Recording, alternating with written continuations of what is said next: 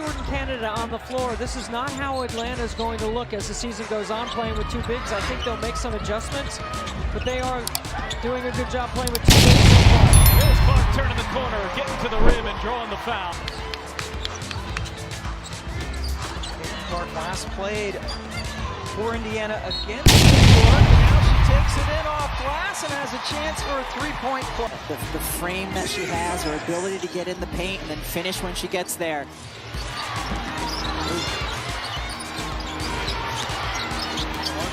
Against Gray. Sophie Cunningham, what a first game back we're seeing from her. The strip by Kelsey Mitchell. Here comes the Jets. When you think about the most thrilling players in basketball right now, one name has to be part of the discussion. Caitlin Clark. The second she steps onto the hardwood, the atmosphere changes. There's a spark, an intensity, a presence that immediately pulls every eye in the arena toward her. She's not simply participating in the game, she's transforming it, rewriting what's possible with every single possession. Vegas trying to snap a three-game losing streak. Stokes out on Clark, but she finds Boston. Coming into this game, designed by Oakland artist Taylor Smalls as we celebrate Juneteenth, and Indiana finally gets back on the board. Back into this one. Mitchell finds some space. There's a start. And you know Kelsey Mitchell can get hot in a hurry. What truly sets Caitlin apart isn't just her knack for scoring, though few can match her in that department. It's how she does it. She combines artistry with razor-sharp precision, creativity with flawless execution. Every time the ball is in her hands, there's a feeling in the air, a sense that you're about to witness something extraordinary. And Boston just took that one away. Hayes and McBenley not on the same page. Here's Clark off to the races. Clark flips it up, flips it in. Full court pressure off the main basket. Wonder too, with Howard's presence, as another backdoor cut is good. Oh, slicing through the D.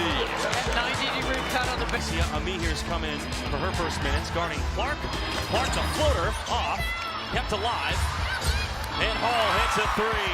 Lexi Hall, 56.7% from three-point. Caitlin's court vision goes far beyond the obvious. She doesn't just see the open player. She anticipates the moment before it even happens. She delivers the ball to her teammates in rhythm, right where they're most comfortable, almost as if she's read the future. That doesn't come by chance. It's the product of countless hours studying her teammates' tendencies, memorizing their sweet spots, and trusting her instincts when the game speeds up. Watching her play is like watching a chess master. She's already 2 moves ahead while everyone else is still set. Mitchell off the screen, on the drive, kick out Hull. Cunningham swinging, McDonald inside Boston, deep position and lays it in. Great ball movement. Mitchell whips it back for Boston. Boston extra pass. Colson fires and hits. Boston inside. Howard, left hand. Seconds. Boston getting that isolation she's been looking for. Cashes in. One-on-one. Her handle isn't just about control. It's about deception. Every hesitation dribble feels like a question she's asking the defender. Are you ready for what's next? And the scary part is, even when they guess right, they're usually still a step behind. Her crossover isn't just quick, it's purposeful. Her step back isn't just smooth, it's deadly. And then comes the range. Caitlin Clark has single-handedly stretched the geometry of the court. What used to be considered a bad shot, 30 feet from the basket, contested, late in the shot clock, is now her comfort zone. She doesn't just hit those shots, she thrives on them. The crowd rises with her release, holding its breath, because deep down, everyone knows the ball is about to splash through the net. Sykes, 21 points per game, 4th in the league. Dolson rolling, taken away by Colson. It's a 3-on-2. Colson right up the middle, and she'll take it in for 2. Really good defensive reaction. Come off the screen, you have to be set. Turnover for Nia Coffey. Sophie Cunningham outside, triple finds the bottom of the... Ever close that first strong. Can they close the second as well? Cunningham launches and hits a 3. Her competitive fire is undeniable. Caitlin plays with an edge, a swagger that doesn't just fuel her, it ignites her entire team. She's fearless when the game is on the line, never shying away from the big shot. And more often than not, she delivers, sinking those clutch baskets that swing momentum and break opponents' spirits. What sets her apart isn't just her skill, but her composure. In the most pressure-packed moments, she remains calm, collected, and absolutely lethal. One glance at her eyes and you can see it. The quiet confidence. Mesko draws it up. Here is Hull off the screen. Shot too strong. Boston the rebound. Boston fading and hitting. Being guarded by Becker. You got to communicate on defense right here. You got to say who's coming over to help. What a smart move by When you have players like Ionescu and Caitlin Clark, the way that you defended your team slants, Boston galloping to the cup. The connection works again. One of the most underrated yet powerful parts of Caitlin Clark's game is her mastery of pace. She has this rare ability to dictate the rhythm of play, slowing things down to read the defense, then exploding in an instant to break it wide open. That shift in tempo keeps opponents on edge, never knowing whether to expect patience or a sudden burst of speed. Just when you think you've got her locked down, she's already past you, leaving the defense scrambling. That she lasted till 19, and nothing but rave reviews out of camp about Timpson.